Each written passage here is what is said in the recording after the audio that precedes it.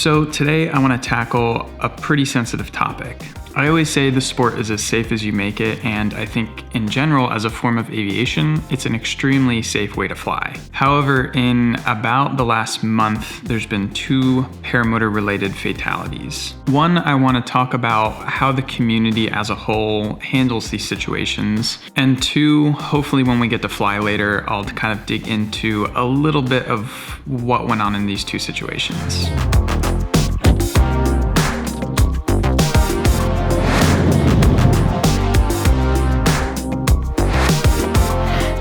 So first off, I want to say my deepest condolences to the family, the friends, anyone involved in either of these incidents we're going to talk about. Second, I hope that in making this video, I can kind of honor their lives in helping the rest of the community. I hope that if I tragically ever get involved in a fatal paramotor accident and there's something to learn from the incident, I hope that it's put in front of the entire community and everyone can learn from it. I think that's about the best sort of thing you can do in a situation like that. Obviously, I think it's a little distasteful to share actual footage of these events, but I think discussing them and learning the lessons and spreading those lessons so they don't happen again is the most important thing we can do. I also think that in discussing these incidents, it's super important to be as respectful as possible, as objective as possible, and to not speculate as much as possible. Unless you were there, unless you were a witness, or you knew exactly what happened, it's really tough to draw actual conclusions. That being said, along the lines of turning negative things into positive things, this video, all of the ad revenue for the first week, which will be the vast majority of it, I'm going to be donating to Resurgence PPG. Resurgence is a nonprofit in the paramotor community here that uses paramotors as a means of helping veterans who have physical or mental issues overcome those things and just enhance their lives. So I'm going to be making that donation from this video, and I'll leave a link in the description if you guys want to make a direct donation yourself. Also, just drop a like on this video because that's a free way of hopefully getting out there more, which in turn leads to more ad revenue to donate to Resurgence.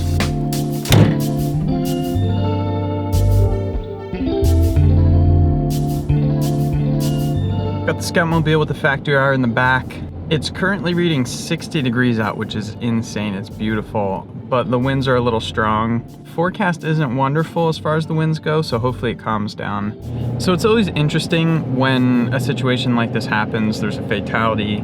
The vast majority of the paramotor social media community seems to be on Facebook. And whenever a post is made, it seems like there's 2 immediate responses. Some people jump on it right away and they want to know what happened, how to prevent it, let's learn from this. And then the other half is like, that's disrespectful, we gotta let the family grieve. And I understand and sympathize with both sides, but I think I tend to fall more on the side of, let's talk about it, let's figure out what went wrong, because it's like an invaluable learning lesson. And I think all of that can be done in a respectful manner. Obviously, you don't want to point fingers, you don't want to place blame or anything, but I think you can objectively evaluate a lot of these situations in a respectful manner and do it in a way that really helps the community out.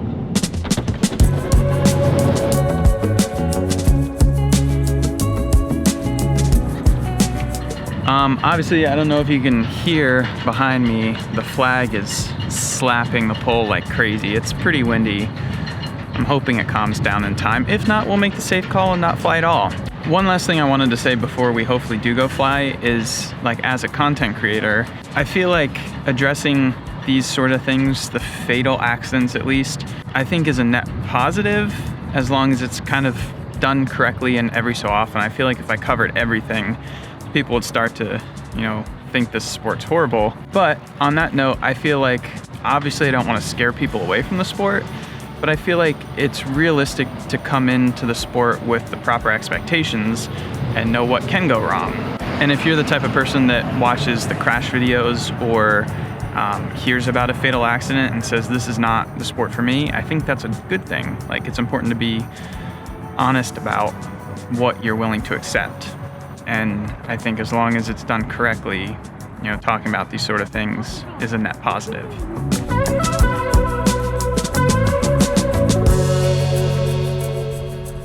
So last night we ended up getting winded out, and normally if I'm making a regular video I'd kind of scrap that, but I figured going along with the whole idea of safety, in this video I'd share that happens sometimes. We go out, the forecast is just too windy, we call it and we leave.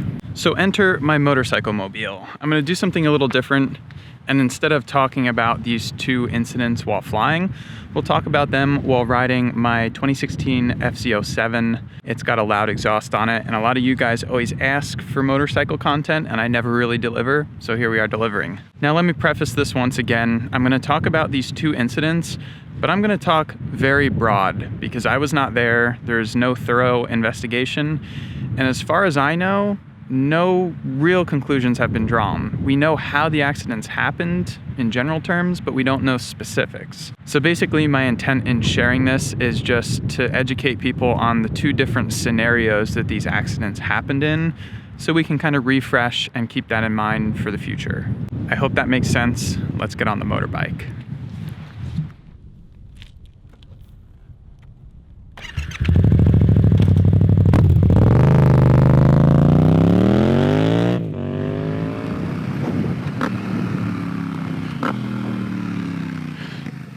Gott's becoming a moto vlogging channel. Unsubscribed.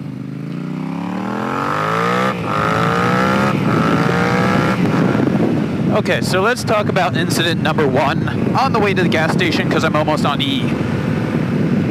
So incident number one happened about a month ago at an event out in Arizona called the Arizona Flying Circus.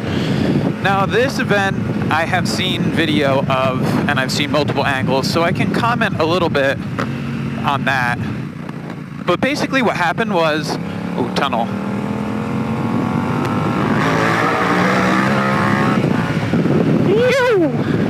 So what happened in this incident was the pilot was launching and he experienced torque twist. I don't know exactly why he experienced torque twist, but he did. Now the pilot takes off and he's climbing out, and you see him visibly turning sideways almost to 90 degrees. And he continues to climb on power and basically spins 180 degrees, and at this point his thrust is pushing him the other direction. So instead of flying forwards, the pilot was being pushed backwards, which made his wing go basically flat on the horizon from an altitude of about 50 feet. And he came straight down.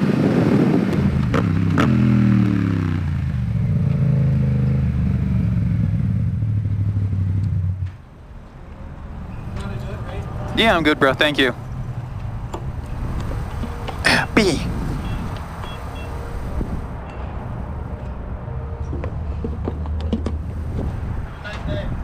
Thanks, man. You too.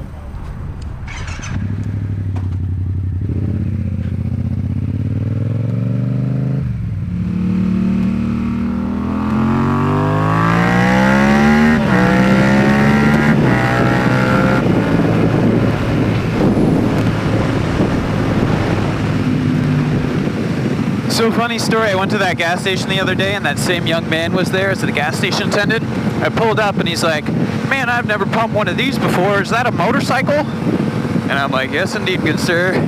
This is in fact a motorcycle. Maybe he meant, does it sexually identify as a motorcycle? Yes sir, this is my motorcycle. She identifies as a snowmobile.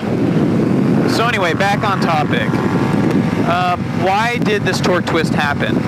I'm not sure. Maybe someone that was more directly involved with the incident knows more about it or could evaluate the gear. From my perspective, I don't know, so I'm not going to jump to conclusions. What it could have been some type of gear malfunction. Maybe his riser was hooked in the wrong way. Maybe his torque offset was set improperly or something crazy like that. I don't know. But I think one of the important things we can just refresh on with torque twist in general is if you're experiencing torque twist, it's happening because of torque. And what you can do to help fix the situation is reduce your power. If you're climbing out, just ease back on the power and let her be. Let her fly. That torque twist should be reduced and you'll straighten out. And that's kind of assuming you have the space available to do that.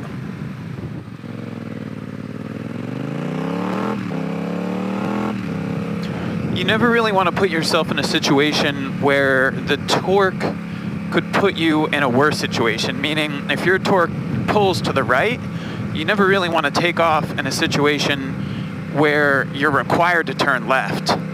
Because if one little thing goes wrong past that, that increases your torque factor, you might be stuck fighting the torque and trying to make a turn. I mean, the other important thing to know about torque twists is just to set up your gear properly. I think torque twists used to be more of a problem on older school motors and geometry, but I think nowadays people have it dialed in a lot better.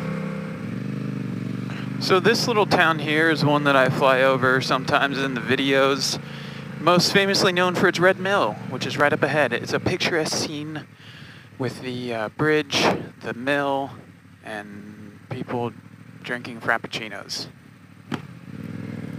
There's a little waterfall there. If you stand here long enough, you might witness a goose go over the edge. You get your frappuccinos up here on the left. Park your fancy-ass Porsche on the right. Look at all these lovely people.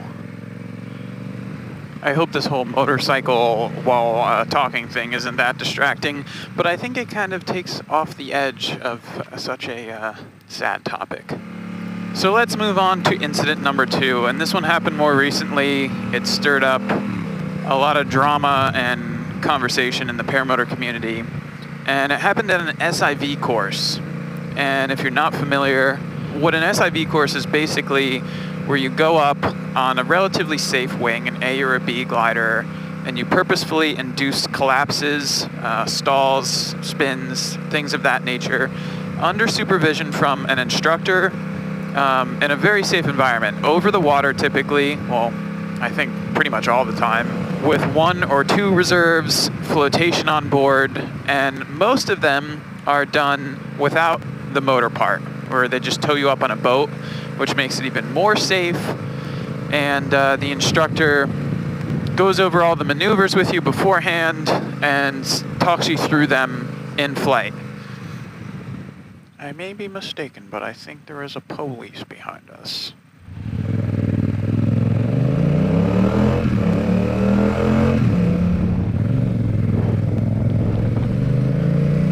Dude straight up looks like Albert Einstein.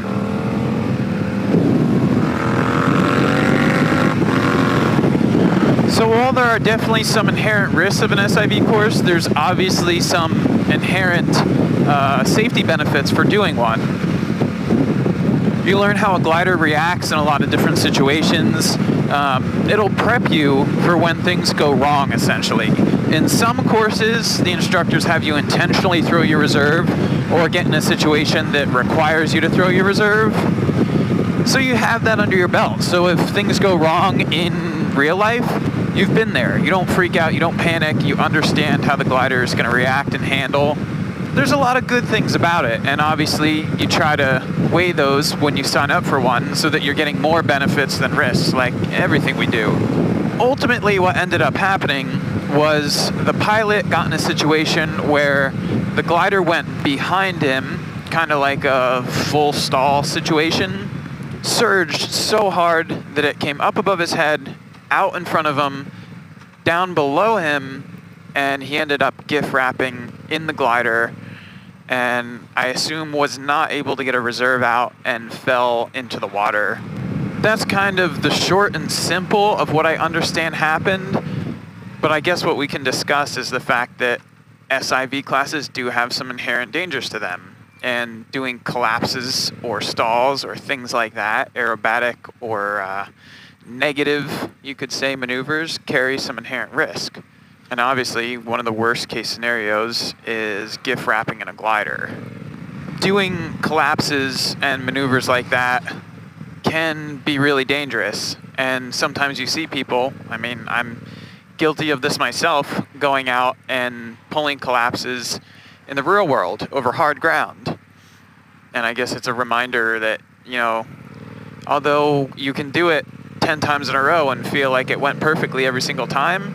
It is one of those things that all it takes is one little tweak and instantly it goes from feeling benign to being potentially deadly. So, dude, I know somebody's gonna comment, Tucker's preaching safety while riding around recklessly on his motorcycle. I can't take this guy seriously. Well, one of my goals as a YouTuber is to be somewhat entertaining, and I feel like this was a little bit better of a method of communication than sitting all monotone at my desk. So hopefully it increased the audience retention rate to a degree that helped influence people be safer pilots. So there, Mr. Troll Guy. And right up here on your left, you will see the legendary McDonald's from the one and only McDonald's video. You can see that the flag is totally pegged. I would say that it's not proper conditions to fly to McDonald's today. That breeze is definitely blowing that burger smoke this way. Did y'all hear about that tweet Burger King put out on National Women's Day? Just disgraceful, Burger King, just disgraceful. Or a genius act of marketing, I don't know. Oh boy, time for a delicious Dairy Queen Blizzard. If I can avoid getting rear-ended on this street.